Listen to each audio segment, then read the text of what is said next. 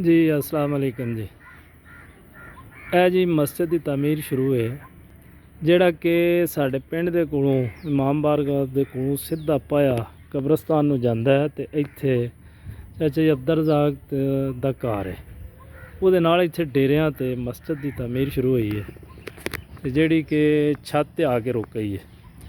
ਤੇ ਮੈਂ ਕਾਫੀ ਦੋਸਤਾਂ ਨੂੰ ਮਿਲਿਆ, ਇੱਥੇ ਬਜ਼ੁਰਗਾਂ ਨੂੰ ਮਿਲਿਆ ਤੇ ਉਹਨਾਂ ਨੂੰ ਕਿਹਾ ਵੀ ਛੱਤ ਕਿਉਂ ਨਹੀਂ ਪਾਉਂਦੇ ਪਏ।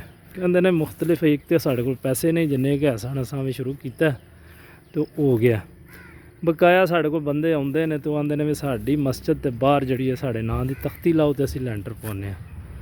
तो मैं उन्होंने गल सुनी है तो मैं उन्होंने कहा कि इंशाअल्लाह असी कोशिश करने अपने साथी ते भरावां दे नाल ये वास्ते असी फंडिंग इकट्ठी करने तो कम अज़ कम असी ये लैंटर की जी है ना वो भराई कराई है।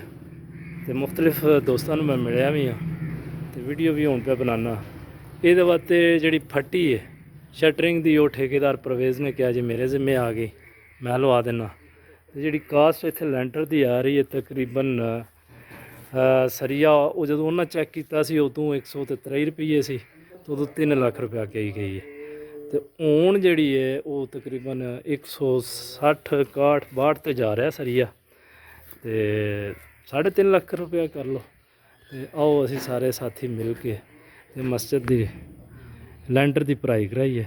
अल्लाह ताला साड़ी नेक मकसद नूं बगैर किसी तख्ती तो बगैर किसी ना तो कोशिश करके तो असी दी जी तमीर मुकम्मल करिए।